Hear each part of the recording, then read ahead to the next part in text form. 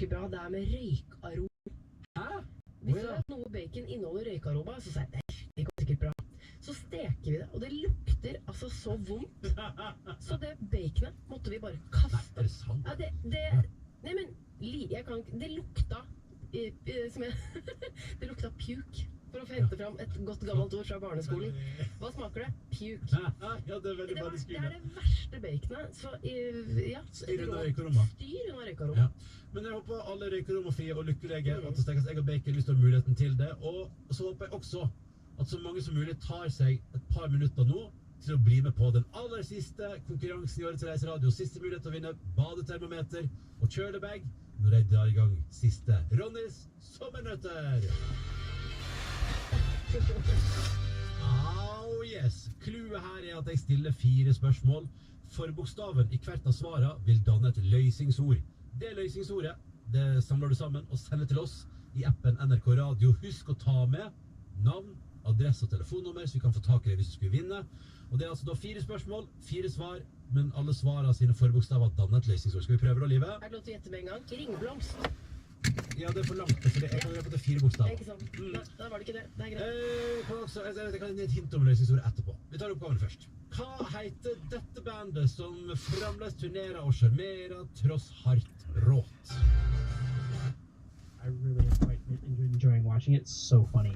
You can watch the full series and much more by subscribing at dropout.tv, and you can get 50% off the first month using the code ROLL50. Follow the links in the description below for more information. With that, let's return to the ruins.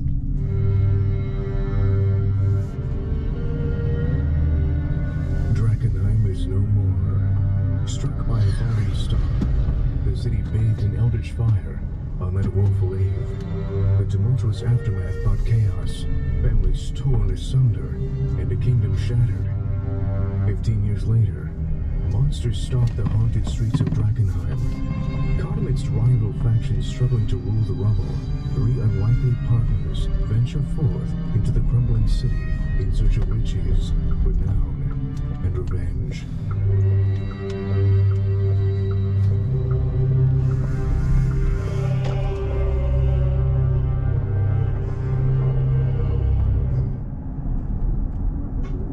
Welcome back to the ruins of Drakenheim. When last we left our heroes, they were making their way up the grand, shattered tower of the Amethyst Academy, the tallest structure in the city of Drakenheim, which was broken in two by the meteor when it fell on that fateful day 15 years ago. Yet the structure itself still stands, rent through the middle, with the upper reaches of the tower still floating in space over the city in defiance of gravity. Our heroes have worked their way up through the lower chambers of the tower and are now heading through the various classrooms and lecture halls of the academy. But they have now found a Good morning, guys. chamber in the academy where a great orb has been set, which Sebastian now plans to use to conjure an arcane eye, which they can use as a magical hall monitor. This is the hall monitor's pass of the Amethyst Academy. Cool. And survey the halls to see if they can find the locations of treasures that they seek. Their quest now is to reclaim the tower, their ultimate goal to seize the staff of power, the symbol of office for the Archmage of the Amethyst Academy, for this tower, and use it to reactivate the nexus at the top of the tower, and also to reclaim the teleportation chambers below. You are in the scrying chamber. The orb pulses before you in this square chamber, and the runes begin to flit up all around in the air as you go to place your hands on it. It's a large crystalline orb about a foot across on a twirling pedestal made of filigreed silver, which is clasped in place upon it. And there's this railing around it and steps leading up to it that you can reach out and then touch it. And interestingly enough as well, in front of the scrying orb is a small lantern and a pen and pencil. then as you step up the steps towards the lectern, one of the chairs, one of the steps lifts up and becomes a chair. I did not expect this to be this comfortable. Convenient. So I sit down, I roll up my sleeves. Alright guys, gonna take a look around this tower. Can you guys just make sure I don't get interrupted? And I'm gonna close the door. I'm gonna lock it if it has like an indoor lock, and then mostly just kind of lean my back into it as I observe old Sebastian here getting his ball on. Yeah, I also go stand by the door and just like keep an ear towards it. I place my hands on the arm. Make an intelligence saving throw. His mind is shattered. I'm gonna roll the dice that failed me last time, and it won't do it tonight. Surprise! It failed me. I got a 5. Okay, Sebastian, as you place your hands on the orb, you can feel a wellspring of arcane power fill through your body. Sebastian's eyes turn milk white for a moment before streaks of arcane light begin to glow from his irises, and this purple energy begins to go through his blood veins from his hands and up his arms, and then reaching up his neck and forming these, and you can actually see it almost causing the veins to bulge out around his eyes, and it looks like his eyes themselves are almost like pop out. As he holds on to the orb, Sebastian, you feel this wash of vertigo take over your body as your consciousness is flung up through the floors of the tower. So you just feel like your body, your soul is being ripped out of your body, and you fly up through the floors of the tower, up, and you suddenly feel like you are miles and miles over the city itself, looking down on the entire city, until you realize that gravity is still pulling your body, and you're flung down through all the tower floors. And in this moment, you almost get a sense of the entirety of the tower of the Amethyst Academy, and also somehow a connection to the other towers throughout the world as well, that feel almost infinite in scope. And as your mind opens up to the arcane links across the ley line that stretch across the globe, you almost feel like you are pulled under the earth and the world turns inside out, and then you are looking down upon the entire globe itself before you are slingshot metaphysically back into the tower. The entire process causes you to take 30 points of psychic damage.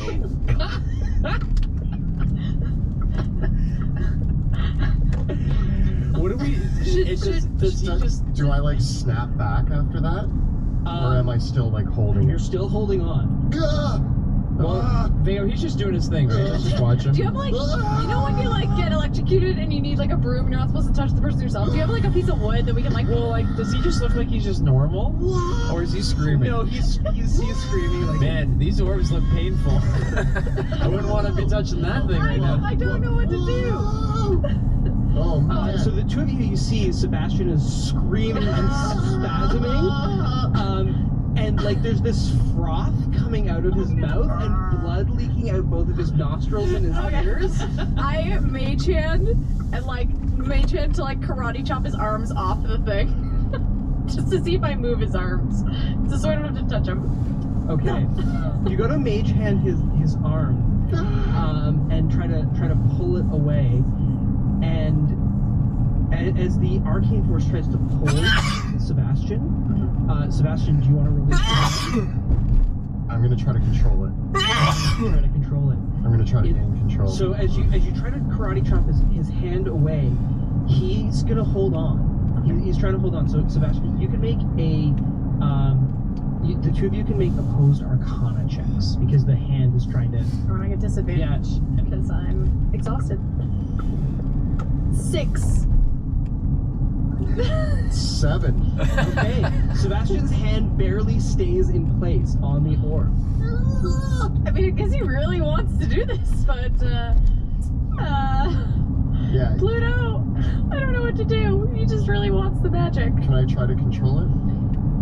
You can, but it's up to these two to decide what they want to do. I'm worried, but without a frame of reference, like I just assume this is how they've always used arcane eyes. So I'm watching gleefully. Like I know you're bleeding and stuff, but I'm like, wow. must be really hard to be a hall monitor. They ask a lot from you, but yeah, process is a process. You know what? Where am I to stand in the way of their traditions? So I'm just watching, big smile on my face.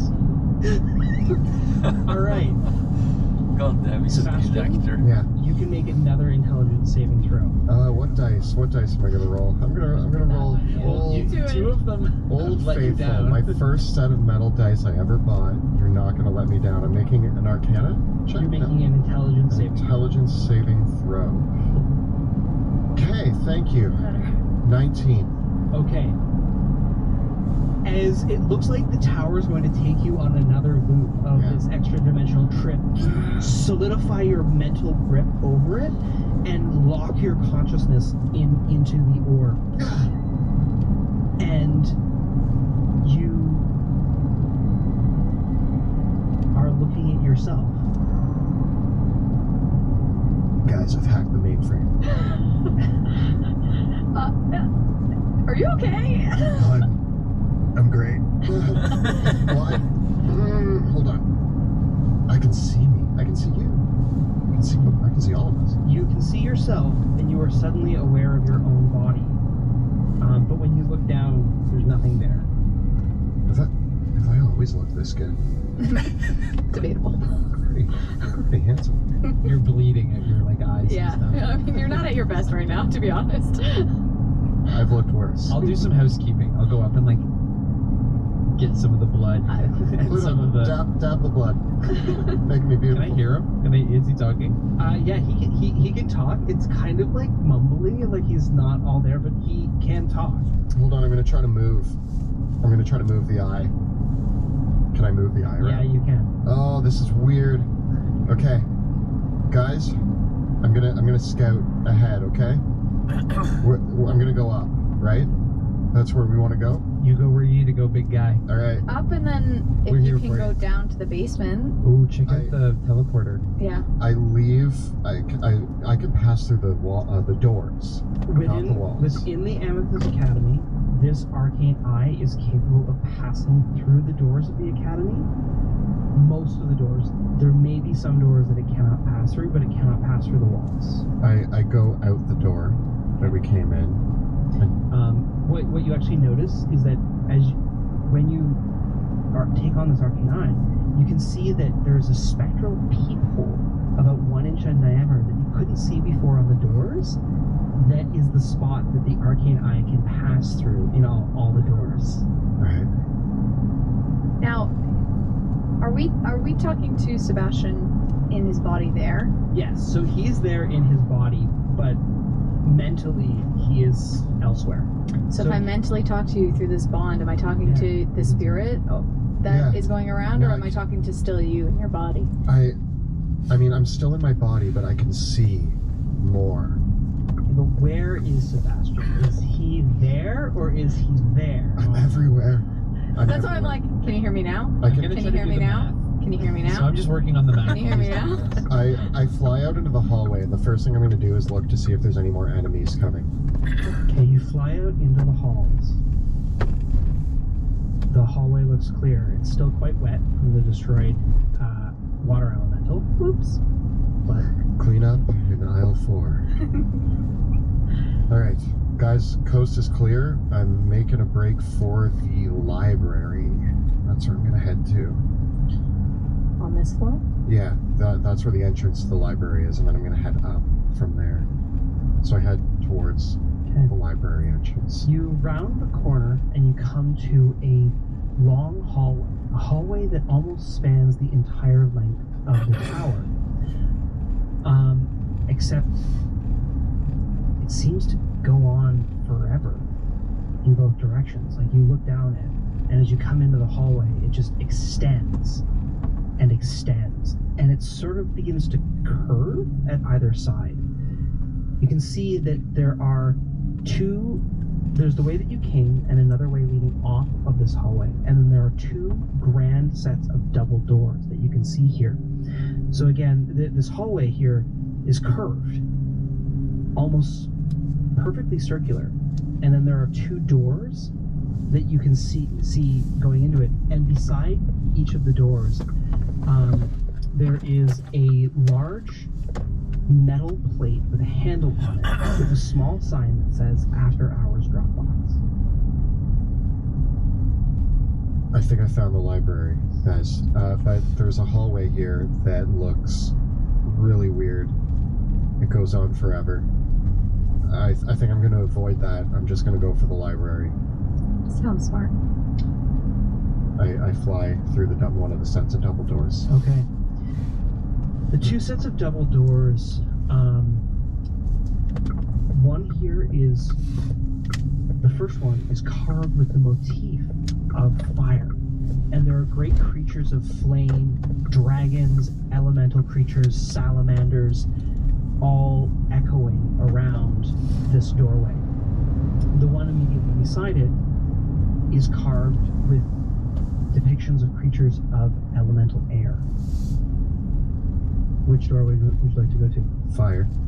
As you go to the fire door, you can see that further down as the hallway curves, there's a third doorway carved in the depiction of elemental earth. You pass through the fire doorway. You step into a massive rectangular chamber. Float, but yeah. Metaphysically step. This chamber, as before, doesn't quite seem like the ringed hallway outside it would actually be able to contain it with the circumference of the circle. But looking into the rectangular room that you're in, it is massive. It's about 120 feet on each side and 100 feet on the other, so it's a rough rectangle. And as you look up, you can see that high above you is a mass of crackling energy and floating rock. For the tower extends all the way up here to the base of the floating tower up above. And then you can see through the wreckage, it continues even further past that. This room is the most gigantic library you have ever seen. The shelves are lined and packed with myriad books and tomes on every conceivable subject, all along all the walls. And then in the center of the room are two great pillars which are holding up a bridge which crosses over the span. And the pillars, the underside of the bridge is impossibly holding bookshelves that have books in place in defiance of gravity. The sides of the bridge are lined with bookshelves, and then the bridge spans two galleries that look down, and all the galleries as well on that level that you can see, all are filled with bookshelves. The area in front of you, the floor, is covered with rubble. Spilled books and destroyed papers all flitter through the air over the sound of crackling energy. And there are several large tables and reading rooms over which you can see the emaciated forms of several dead apprentices still clutching book bags, and a few of them looking like they were trying to run out of the room. A few of them have been crushed under the rock that fell here as well, and their bodies look like they have been consumed almost, as if something just sucked all the water and air out of them. And they're still clothed in very clearly the robes of an apprentice to the Amethyst Academy. You see perhaps another a senior mage, one that has a corpse that has a pair of glasses and has what looks like to be some sort of rod or staff and 6 rings on the hand. And as you look up the rest of the tower, the galleries and the bridges continue in this crisscross that as they go up all the levels through the tower, there's another set of bridges and galleries, and there are doors where some of the bookshelves are stopped by doors that just come in from no direction, and it continues all the way up to the top, where again there are these floating pieces of rock, and you can see this storm of delirium in the midst of the middle of the tower, where there's crackling energy kind of residuating from where the tower was broken, and pieces of the meteor still floating in the air, and pieces of delirium. In fact, there's several large pieces of delirium all scattered about on the ground here as well. What you see, though, in this chamber, along one of the bridges is a small moving creature. Looks like a woman that looks strangely familiar. It might be a halfling or a gnome. You recognize her as Gemma, Oscar Yorn's apprentice, and she is walking across the bridge, and there are, climbing along the walls and up across the bookshelves, there is a pack of emaciated undead creatures that are clinging off of the bookshelves and climbing up and down the walls, and all of them are looking at books, and they look at one and then they stuff it into a bag that they're each carrying on a sack, and one or two of them are on the ground picking up pieces of delirium. Guys, we have company. Company, like I see mages? Gemma. Not Gemma. Yeah. Wait, which was the one I chopped the arm off of? I think that was the guy. That was the guy that he was killed. Yeah, we murdered him. We're gonna have to come through this room, but looks like there's a lot of undead here, so we'll have to be prepared for that. Now, do we want to fight them or do we want to run away from them? We have to get to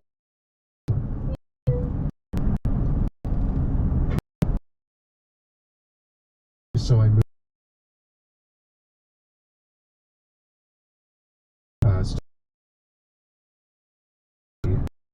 if she had some sort of way to see the eye. Where's she headed?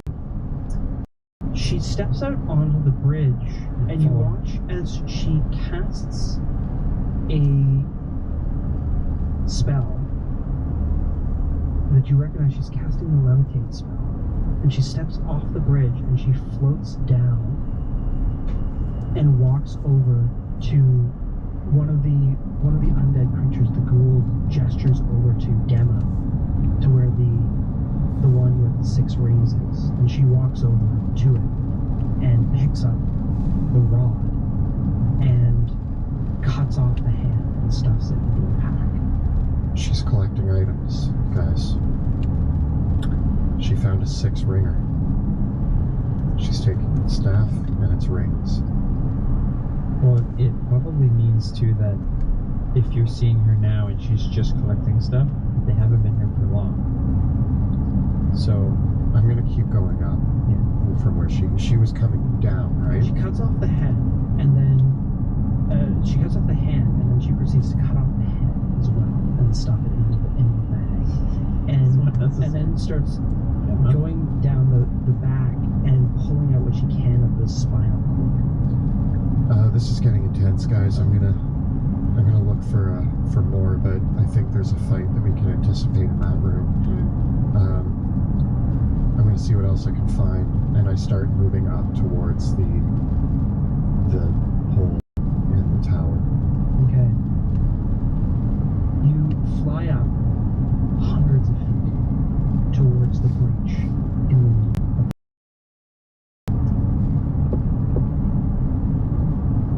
it is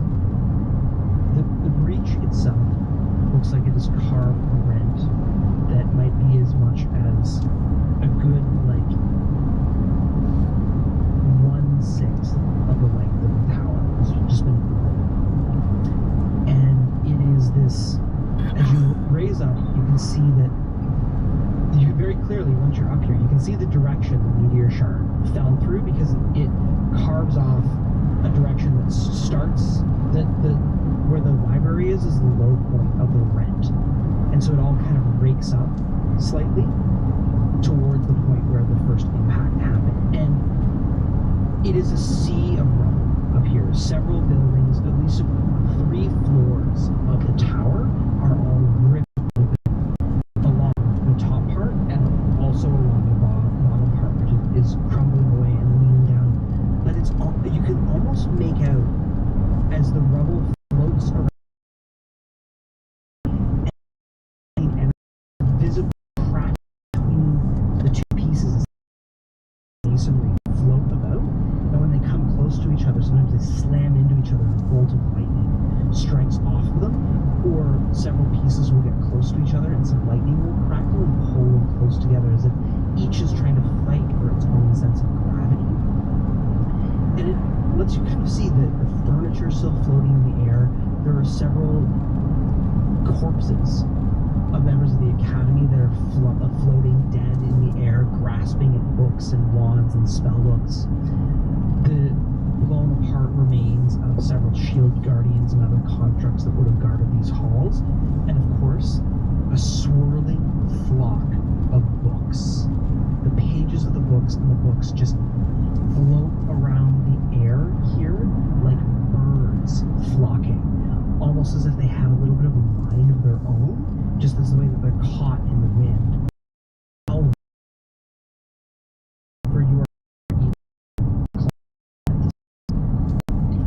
Looking up onto several of the chambers, you see that one of the chambers here has been crashed open, and there is a large arcane magic circle in the center of the room.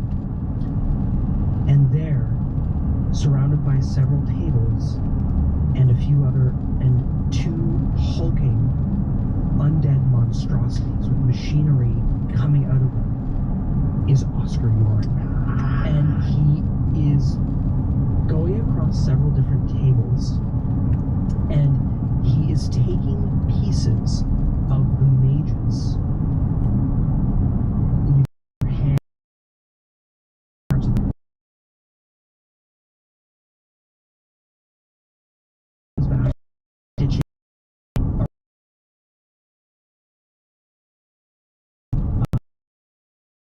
leading forward. In his hand, he is clutching an obsidian black staff tipped with an orb of delirium. It is the staff of power that he holds. Guys, we have work to do. I explain all that to you. Like, I'm saying it as I'm seeing it. Okay. So was he was lower than the break? Yes. He's under the Yeah. break. And he's in an open room. In his workshop, where in the room that he's turned into a makeshift workshop, there is a rope ladder that has been strung up from that room up to the top part of the tower. Another climbs down the ladder and drops off a sack of body parts. So we know where Oscar is. Should I keep going up higher to see what's up higher in the tower, or is this, like, we found our primary target? We need to get that staff from him. We need to get the staff. But We're using the. But how long do you have on the? How long Well, it can only- you control the eye for? Once a day, right? That you can only use this spell. yeah, so should I should keep I think it's scanning. worth keep going. Yeah. Keep 'Cause going you never and look know. at it all, and we can always. So I want to float over to the rope ladder, just because I don't want to mess with, like, all the crazy stuff happening. My assumption here is that the rope ladder has a safe passage through the disaster, and so I'm going to fly over to it and just go up along the Okay. rope ladder. You fly up around the rope ladder into a series of halls and chambers that look like they are meant to be the apartments, living quarters, and personal workshops for the highest members of the Amethyst Academy here. You are in a hallway of similar construction to the lower levels, and there are a few of Oscar Yorn's ghouls that are collecting bits of arcane objects and items that they have found in the halls above and assembling them together to bring them down. Okay. Is there any way up further? It continues. The elevator room is still here because it continues over. But of course, as you come over to it, it's a similar construction as it was before. 4 elevators, all flanking the fountain. This one, which has been designed with several of the creatures from the clock tower, the motorways, and they're active. They're working at the fountain, and they scoop the buckets and then drop them down, and they scoop a bucket and then drop it down, and they scoop a bucket out and then drop it down. There's just 4 of these circular shaped motorons doing this, and they're the ones with the wings that they scoop down into the fountain with a bucket and then drop the water back down, and they're just repeating this cycle. The tower, the shafts here though are empty and all continue up another couple levels. I want to find the nexus, so I'm going to keep moving up. I'm like reciting this all to you. Ooh, Modrons. Oh, maybe the Amethyst Academy might have some idea about the clock tower too. Maybe we can take the Modrons and recruit them back to the clock tower to continue fixing it, and then we build more Modrons. Yeah, because I have a feeling that if these Modrons are being controlled by, I assume, Oscar, maybe the staff of power does it, or maybe that you can hear something auditory that like gives us more information on how to like tell them what to do. Can I hear, or am I just able to see? You can hear. You have to switch between whether I believe you have to switch between hearing and seeing. No, I think you can do both. Let me double check. Because I was wondering if you could hear like any like 0, 1, 0. Are they saying the same words they do at the Yeah, maybe you could hear some like trigger word.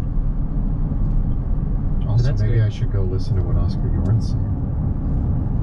Listen in. Yeah, it's visual information only. Would he know Okay. though? Would he know? I can't hear. I can only see. Yeah. So I continue up. Just find out, like, I can't. I don't have time to read lips. Yeah, get right in his face. Say that hand friend. So I'm gonna keep going up. Yeah. You come up to the highest part of the elevator shafts, which only lead to a single set of double doors, which have been broken open. And before those double doors, you can see that the creatures Oscar Yoren's minions have made it this far, but they've opened up this door, and there are several destroyed creatures, all broken apart at this doorway. There, before the doorway is a crackling mass of swirling elemental energy. The other side of it is a veritable maelstrom of elemental creatures, and at the center of it, you can see, leading up towards this, is this single focusing lens, upon which is gripping the Archmage, and a part of her body has been ripped away. The maelstrom though continues around her, enveloping the chamber beyond in a mass of this erratic arcane energy.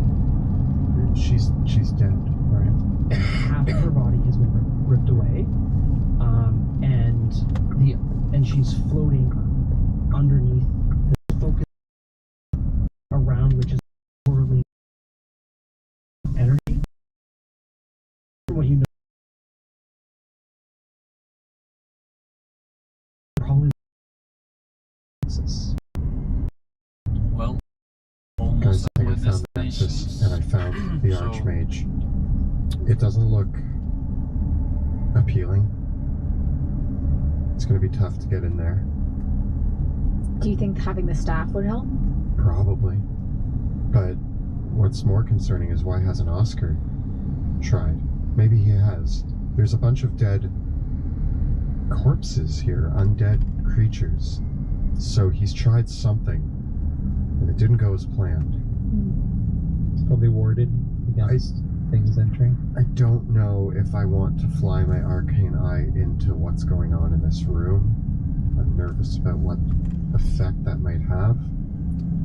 But I think this is where we need to get to after we take care of Oscar. And get the staff. Yeah, we need the... Do we do the Nexus first and then do the portal? Yeah, the portal in the basement is afterwards. Mm-hmm. We need to kill Oscar. We need to get the staff. Okay. We need to go to the Nexus, figure out how to activate it, and then we clear out the basement. Flying around in the Nexus as this arcane storm swirls around it, it looks to be that there are several broken bodies of other creations of Oscar Jorn that have been swept up in the maelstrom itself. And as if they've tried to enter here, but this arcane energy has been tearing them apart. Do you guys agree that I think we're good with this part of the tower? I think I've observed everything I need to here. I'm gonna head back down. Yeah, I think. So what I want to do, just to speed up this process, I also want to check out the basement. Mm-hmm. So I'm probably just, if I fly into an elevator shaft, can I just like... So you take an elevator. Yeah. Okay. So now that I've witnessed this, I don't want to go in that room with the eye. So I'm going to fly back to the elevator shaft, find one, and just go down. And fireball all the way down? Yeah. Yeah, you do so. You fly all the way down to the lowest level of the tower, which the elevators, again, end in a single set of double doors here. So there's the elevator room itself, and then a set of double doors, which you can fly through and go down a set of stairs that lead to a room that has a large desk and a mist-filled archway. There. From here on, I have to reverse because I'm filling up the car with firewood or wood, whatever you call it.